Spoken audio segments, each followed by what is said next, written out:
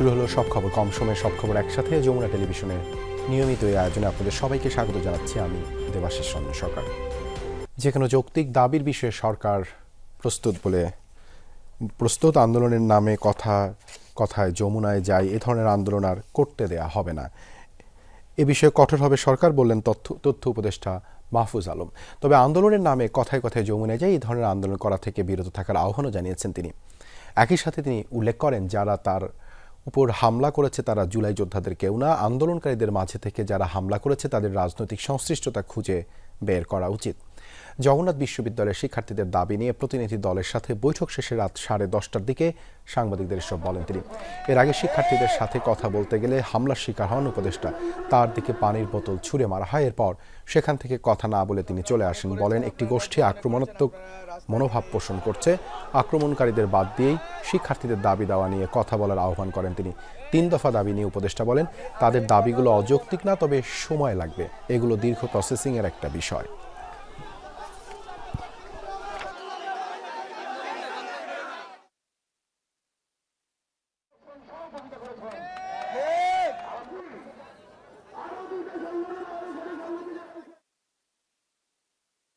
আপনারা মনে করেছেন, আপনারা ন্যায্য মনে করেছেন, আপনারা রাস্তায় নেমে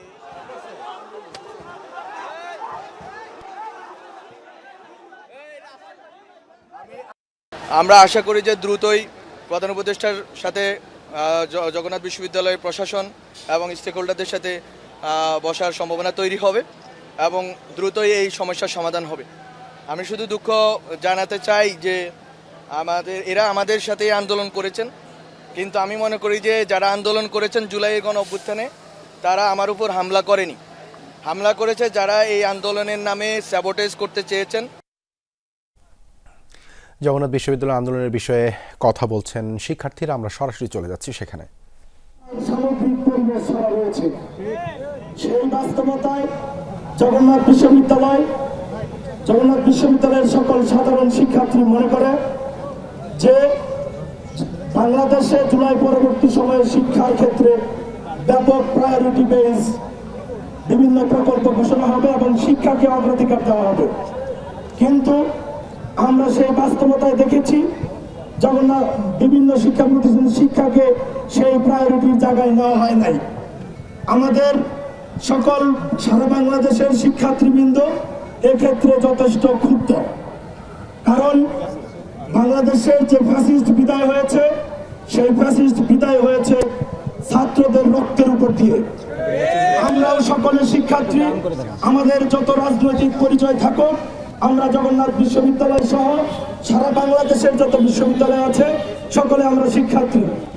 আপনারা জানেন এই আন্দোলনে শান্তিপূর্ণ একটি আন্দোলনে জগন্নাথ বিশ্ববিদ্যালয়ের শিক্ষার্থীদের উপর হামলা করা হয়েছে, শিক্ষকদের উপর হামলা করা হয়েছে এবং আমাদের নারী শিক্ষার্থীদের উপর হামলা করা হয়েছে, আমাদের সাংবাদিক ভাইদের উপর হামলা করা হয়েছে। আমরা এর তীব্র নিন্দা জানাই। জগন্নাথ বিশ্ববিদ্যালয়ে বিগত আন্দোলন সংগ্রামে এবং জুলাই বিপ্লবে যারা নিহত হয়েছে এবং আহত হয়েছে, নিহতদের আত্মার মাগফিরাত কামনা করি এবং যারা আহত হয়েছে তাদের প্রতি সমবেদনা জানাই। আমরা একটি মহান উদ্দেশ্যে এবং মহান লক্ষ্যকে সামনে রেখে আজকে জগন্নাথ বিশ্ববিদ্যালয়ের সকল শিক্ষার্থীবৃন্দ জমি ঐক্যের ব্যানারে এখানে বাধ্য হয়ে সমবেত হয়েছি। এর আগে ইতিপূর্বে আমরা ইউজিসিতে গিয়েছি, আমরা শিক্ষা উপদেষ্টার সাথে যোগাযোগ করার চেষ্টা করেছি, আমরা সেখানে সচিবালয় পর্যন্ত আমরা গিয়েছি। আপনারা বিভিন্ন মিডিয়ার মাধ্যমে সারা দেশবাসী এবং সবাইকে জানিয়েছেন, কিন্তু জগন্নাথ বিশ্ববিদ্যালয় সাধারণ শিক্ষার্থীবৃন্দ মনে করে আমাদের বাস্তবিক কোনো রেজাল্ট আসেনি, যে কারণে আজকে বাধ্য হয়ে আমরা যমুনা অভিমুখে এই জায়গায় শান্তিপূর্ণভাবে অবস্থান করি, কিন্তু আমাদের সাথে দুঃখজনক ঘটনা ঘটে। আপনারা জানেন সাংবাদিক ভাই বোনেরা, যখন আমাদের শিক্ষকবৃন্দ, আমাদের ডিসি মহোদয়, আমাদের ট্রেজারার মহোদয়, আমাদের প্রক্টর মহোদয়, জগন্নাথ বিশ্ববিদ্যালয় শিক্ষক সমিতির সভাপতি মহোদয় এবং সাধারণ সম্পাদক মহোদয় উপস্থিত থেকে ব্রিফিং করে, ওখানে মিটিং হয়, মিটিংয়ে যে সিদ্ধান্ত হয় আমরা সেই সিদ্ধান্তের আলোকে যখন আমাদের একজন উপদেষ্টা মহোদয় ব্রিফ করেন, উনি যখন ব্রিফ করেন একটি অনাকাঙ্ক্ষিত ঘটনা ঘটে যায়। জগন্নাথ বিশ্ববিদ্যালয়ের সকল সাধারণ শিক্ষার্থী মনে করে এই অনাকাঙ্ক্ষিত ঘটনার জন্য আমরা জগন্নাথ বিশ্ববিদ্যালয়ের পুরো পরিবার দায়ী নই, কোনোভাবেই দায়ী নই। আমরা এর দায় কোনোভাবে নেব না এবং আমরা জানিয়ে দিতে চাই জগন্নাথ বিশ্ববিদ্যালয়ের এই আন্দোলন সংগ্রামে যে ঘটনা ঘটেছে তার দায় সরকারকে নিতে হবে। সরকারকে কেন নিতে হবে? কারণ আমাদেরকে এখানে এসে আন্দোলন করতে হয়েছে। আমাদের দাবি দাবা যদি নিয়মতান্ত্রিক ভাবে আদায় হতো তাহলে আমাদের এখানে আসার কোনো প্রয়োজন ছিল না এবং স্যাবুটেজের মতো কোনো ঘটনাও ঘটতো না। এই অনাকাঙ্ক্ষিত ঘটনাকে কেন্দ্র করে যখন আমাদের উপদেষ্টা মহোদয় এখান থেকে আমাদের ভিসি মহোদয়, ট্রেজারার মহোদয়, আমাদের শিক্ষক সমিতি এবং আমাদের সাধারণ শিক্ষার্থীকে রেখে চলে যায়, তখন আমরা মনে করি যে উনি তার ব্যক্তিগত ক্ষোভকে প্রাধান্য দিয়েছেন। আমরা এ ধরনের ব্যক্তিগত ক্ষোভকে প্রাধান্য দেওয়াকে ঘৃণা ভরে প্রত্যাখ্যান করি। আমাদের এখানে এসে উনি যে একটি অনাকাঙ্ক্ষিত ঘটনা ঘটেছে তার জন্য জগন্নাথ বিশ্ববিদ্যালয় সকল শিক্ষার্থী এবং জগন্নাথ বিশ্ববিদ্যালয় প্রশাসন দুঃখ প্রকাশ করে, কিন্তু দুঃখ প্রকাশ দায় নেওয়ার ক্ষেত্রে আমরা এর দায় কোনোভাবেই নিতে পারি না। আমরা বলতে চাই আমাদের দাবি দেওয়ার যে অস্পষ্টতা রয়েছে এবং অস্পষ্টতা রেখে উপদেষ্টা মহোদয় যে ব্রিফিং করেছেন সেটি আরেকটি অস্পষ্টতা তৈরি করেছে। আমরা সকল শিক্ষার্থীদের সাথে আলোচনা করে এই সিদ্ধান্ত এসেছি আমরা কোনোভাবে এই জায়গা ছেড়ে যাব না।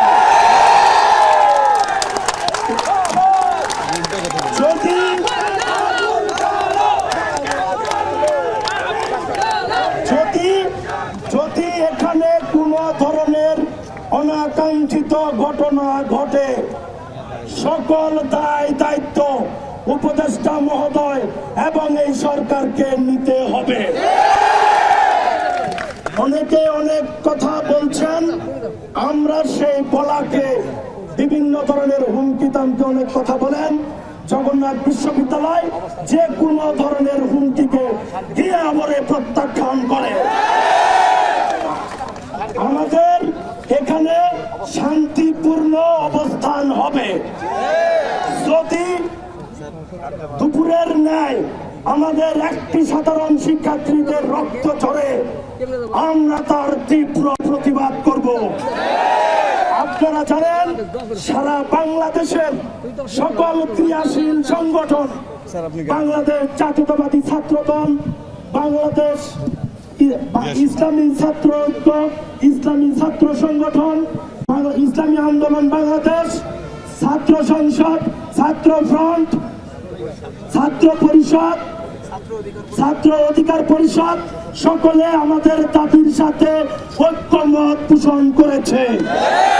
সুতরাং আমরা মনে করি আমাদের পিছনে সারা বাংলাদেশ রয়েছে।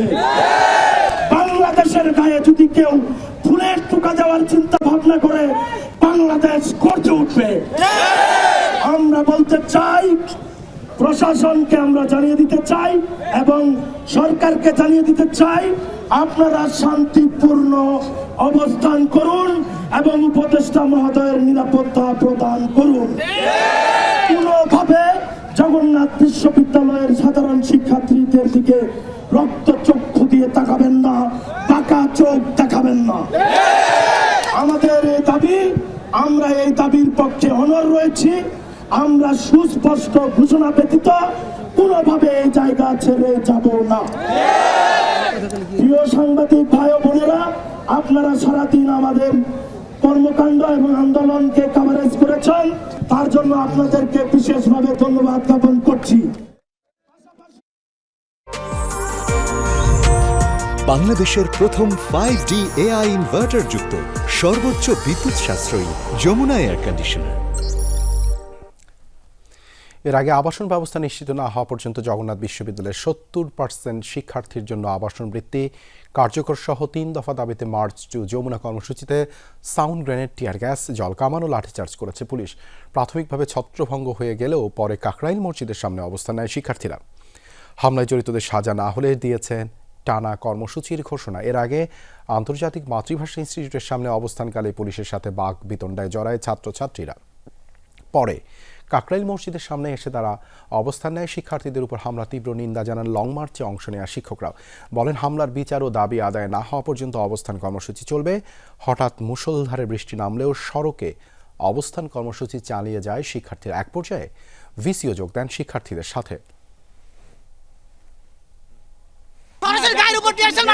ভিতরে মানুষ অবস্থান নিয়েছে, দেওয়ালের উপর ইট মারছে। আমাদের শান্তিপূর্ণ আন্দোলনকে তারা অন্যদিকে মত দেওয়ার জন্য এই হামলা করে। সরকারের পক্ষ থেকে সুস্পষ্ট রূপে এখানে বক্তব্য আসতে হবে যে সেটা মেনে নেওয়া হয়েছে। এইটা পেলেই আমরা এই স্থান ত্যাগ করব, অন্যথায় আমরা এখান থেকে সাধারণত ব্যারিকেড থাকলে ব্যারিকেড ভাঙতে ধস্ত হয়। পুলিশের ঊর্ধ্বতন কর্মকর্তা সে কথা বলে আলোচনা করে, যেখানে শিক্ষকরা আছে তার সাথে একটা কথা বললো না, তারা অ্যাকশনে গেল। এইটা তো ফেসিবলের সময় হয় না। সিরাজগঞ্জের নিজ গ্রামে দাফন করা হয়েছে ঢাকা বিশ্ববিদ্যালয়ের শিক্ষার্থী শাহরিয়ার আলম শাম্যকে। রাতে বেলকুচির সারা তৈলে মরদেহ পৌঁছালে পরিবার ও প্রতিবেশীদের মধ্যে শোকের ছায়া নেমে আসে। কোনোভাবেই থামানো যাচ্ছে না স্বজনদের আহাজারি। শেষবারের মতো শাম্যকে দেখতে ভিড় জমায় প্রতিবেশীরা। স্মরণ করেন মেধাবী শিক্ষার্থীকে। বাদেশা দ্বিতীয় দফা জানাজা শেষে স্থানীয় কবরস্থানে দাফন করা হয় তাকে। শিক্ষার্থী সাম্য হত্যার বিচার দাবিতে দিনভর উত্তাল ছিল ঢাকা বিশ্ববিদ্যালয়। বুধবার সকালে ছাত্রদলের ডাকে রাজু ভাস্কর্যের সামনে জড়ো হয়ে উপাচার্যের পদত্যাগের দাবি জানায় শিক্ষার্থীরা। বুধবার সারা দেশে সকল শিক্ষা প্রতিষ্ঠানের প্রতিবাদ মিছিল ও সমাবেশ কর্মসূচির অংশ হিসেবে ঢাকা বিশ্ববিদ্যালয় এলাকায় বিক্ষোভ করে ছাত্রদল। দীর্ঘদিনের রাজপথের সতীর্থের নির্মম মৃত্যুতে জানায় ক্ষোভ। মিছিল নিয়ে ক্যাম্পাস প্রদক্ষিণ করে শেষে উপাচার্যের বাসভবনের সামনে করে সমাবেশ। ছাত্রদল নেতারা বলেন, সংগঠনের নেতাকর্মীদের টার্গেট করে হত্যা করা হচ্ছে। এদিকে বিশ্ববিদ্যালয়ের পক্ষ থেকে 7 সদস্যের তদন্ত কমিটি গঠনের পাশাপাশি বৃহস্পতিবার অর্ধ দিবস বন্ধ রাখার কথা জানান উপাচার্য। এছাড়া বাদ জোহর সাম্যের প্রথম জানাজা হয় বিশ্ববিদ্যালয় কেন্দ্রীয় মসজিদে, পরে মরদেহ নেওয়া হয় সিরাজগঞ্জে গ্রামের বাড়িতে।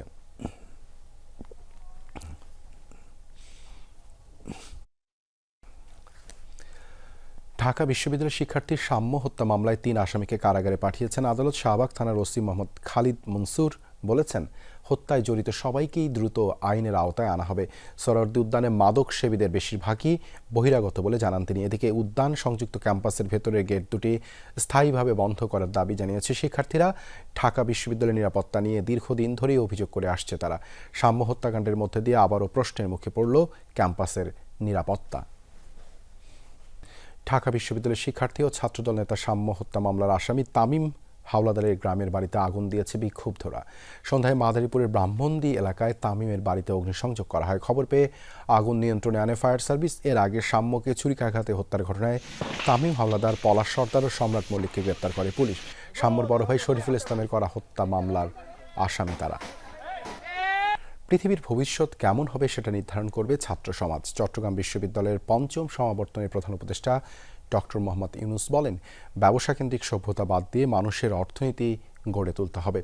দীর্ঘ সময় পরে হলেও সমাবর্তনের আয়োজন করায় বিশ্ববিদ্যালয় কর্তৃপক্ষকে অভিনন্দন জানান তিনি। অনুষ্ঠানে ডক্টর ইউনুসকে সম্মানসূচক ডিলিট ডিগ্রি দেয় চট্টগ্রাম বিশ্ববিদ্যালয়। প্রধান অতিথির বক্তব্যে ডক্টর মোহাম্মদ ইউনুস তার শিক্ষক জীবনের স্মৃতিচারণ করেন। বলেন, 1974 সালে দুর্ভিক্ষ দেখে মানুষের জন্য কিছু করার চিন্তা থেকেই আসে ক্ষুদ্র ঋণ প্রকল্পের আইডিয়া। বুধবার বিশ্ববিদ্যালয়ের 5ম সমাবর্তনে অংশ নেয় 25,586 শিক্ষার্থী। আমরা শুধু খণ্ডিত বিষয়ে গবেষণা করার জন্য নিয়োজিত নই। আমরা এই প্রত্যেকটি গবেষণার পেছনে একটি আমাদের উদ্দেশ্য, সমস্ত বিশ্বকে আমাদের মনের মতো করে সাজানোর জন্য। প্রাণ পটাটা চিপস নাকি বিস্কিট? এটা কি এটা? বাছাই করা আলু আর স্পাইসি সিজনিং এ প্রাণ পটাটা চিপস নাকি বিস্কিট, খেয়ে বুঝে নাও। চট্টগ্রাম বন্দর দেশের অর্থনীতির হৃৎপিণ্ড। এই বন্দর বাদ দিয়ে অর্থনীতির নতুন পথ খোলা সম্ভব নয় বলে মন্তব্য করেছেন প্রধান উপদেষ্টা ডক্টর মোহাম্মদ ইউনূস। সকালে চট্টগ্রাম বন্দরে এনসিটি ইয়ার্ড 5-এ অনুষ্ঠিত এক মতবিনিময় সভায় সব কথা বলেন তিনি। বলেন, বাংলাদেশের অর্থনীতি পাল্টাতে হলে চট্টগ্রাম বন্দরই ভরসা। এই বন্দর চালু হলে বিদেশিরা বাংলাদেশে বিনিয়োগ করবে। এছাড়া তিনি বলেন, এই বন্দর শুধু বাংলাদেশের জন্য গুরুত্বপূর্ণ নয়, প্রতিবেশী দেশগুলোর জন্য প্রয়োজনীয়। অনুষ্ঠানে একটি ডকুমেন্টারি প্রদর্শন করা হয়। এরপরই বক্তব্য রাখেন নৌ পরিবহন উপদেষ্টা অবসরপ্রাপ্ত ব্রিগেডিয়ার শাখাওয়াত হোসেন। করেন প্রধান উপদেষ্টা। এছাড়া কালুরঘাটে রেল সহ সড়ক সেতুর ভিত্তিপ্রস্তর স্থাপন করেন ডক্টর ইউনূস। চট্টগ্রাম বন্দরটা হলো বাংলাদেশের অর্থনীতির হৃৎপিণ্ড। বাংলাদেশের অর্থনীতি যদি পাল্টাতে হয় তাহলে চট্টগ্রাম বন্দর হলো ভরসা। এটাকে বাদ দিয়ে বাংলাদেশের অর্থনীতি নতুন কোনো পাতায়, নতুন কোনো অধ্যায়ে প্রবেশ করার কোনো সুযোগ নেই। এই পথ খুলে দিলে বাংলাদেশের অর্থনীতির পথ খোলে। জুলাই গণ অভ্যুত্থান বাংলাদেশের বৈপ্লবিক পরিবর্তন এনে দিয়েছে, তাই জুলাই আন্দোলনের স্পিরিট ধরে রাখতে হবে বলে মন্তব্য করেন বিএনপির স্থায়ী কমিটির সদস্য ডক্টর আব্দুল মঈন খান। বুধবার বিকেলে রাজধানী শিল্পকলা একাডেমির চিত্রশালা মিলনায়তনে মহানগরী সাংস্কৃতিক ফোরামের প্রতিষ্ঠাবার্ষিকী অনুষ্ঠানে মঈন খান এসব কথা বলেন। ছাত্ররা দেশ পরিচালনার কঠিন দায়িত্ব নিয়ে ব্যর্থ হলে 18 কোটি মানুষ তথা বাংলাদেশ ব্যর্থ হয়ে যাবে বলে মনে করেন বিএনপির এই সিনিয়র নেতা। আগামীতে দেশ পরিচালনার দায়িত্ব নিতে তরুণদের সঠিকভাবে প্রস্তুতি নেওয়ার পরামর্শ দেন তিনি। সময়টা যদি তোমরা নষ্ট করো, এই সময়টা যদি তোমরা লেখাপড়ার পরিবর্তে রাস্তায় গিয়ে তোমরা হই হুল্লোড় করো, তাহলে কিন্তু তোমরা ভবিষ্যতে তোমাদের ওপরে যে দায়িত্ব আসবে, বাংলাদেশের 18 কোটি মানুষকে পরিচালনার যে দায়িত্ব, সেই দায়িত্ব কিন্তু সঠিকভাবে পালন করতে পারবে না। একদলের বাধায় পণ্ড হয়ে গেছে বগুড়ায় উদীচী সমবেত কণ্ঠে জাতীয় সঙ্গীত পরিবেশন কর্মসূচি। বিকেলে শহরের শহীদ খোকন পৌর শিশু উদ্যানে এই ঘটনা ঘটে। পরে ওই দলটির সমর্থকরা টেম্পল রোড এলাকায় উদীচীর সাইনবোর্ড খুলে ফেলে। স্থানীয়রা জানায়, শাহবাগে জাতীয় সঙ্গীত অবমাননার অভিযোগে বিভিন্ন জেলায় সমবেত কণ্ঠে জাতীয় সঙ্গীত গাওয়া হয়। বগুড়াতে উদীচী সেই আয়োজন করে। এমন সময় একটি দল সেখানে আনুষ্ঠানিকতা বন্ধে উদীচীর লোকদের চাপ দেয়। পরে বাঘ বিতণ্ডা থেকে হাতাহাতির ঘটনা ঘটে। এক পর্যায়ে বন্ধ হয়ে যায় জাতীয় সঙ্গীত পরিবেশন কর্মসূচি। ফ্যাসিবাদ বিরোধী একটি মঞ্চ, তারা একটি প্রোগ্রাম করেছিল যে তারা তাদের এই বিষয়ে তাদের একটি কার্যক্রম ছিল যে বাংলাদেশ থেকে ফ্যাসিবাদের শিকড় চিরতরে নির্মূল করে দেওয়ার জন্য। তো এই দুই পক্ষের মধ্যে আসলে একটি উত্তেজনার সৃষ্টি হয় খোকন পার্কে। আসলে আমাদের পুলিশের সহযোগিতা আমরা আসলে দুই পক্ষের মাঝখানে গিয়ে তাদেরকে নিবৃত্ত করতে সমর্থ হই।